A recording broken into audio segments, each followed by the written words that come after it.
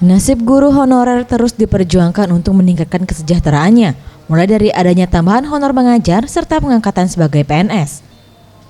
Di Hari Pendidikan ini, salah satu guru honor SMA Negeri 21, Mezeni, mengharapkan adanya kesamaan gaji antara guru honor dan PNS, karena dengan gaji yang didapatnya setiap bulan dirasa tidak cukup, ditambah dengan proses pengurusan administrasi yang cukup sulit.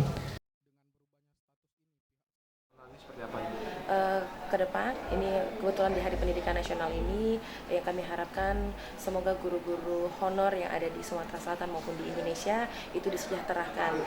Jadi tidak hanya mengandalkan SK-SK yang ada di sekolah, kami berharap sekali bahwa SK kami itu sampai kemana, kayak itu kan jelas seperti itu kan, sampai ke jenjang ke atas atau bila perlu kami bisa diangkat menjadi PNS. Menanggapi hal tersebut, Zulkarnain mengatakan, sebagai bentuk perhatian terhadap nasib guru honor ini, pihak sekolah memberikan gaji minimal Rp1 juta per bulan tergantung jam mengajar.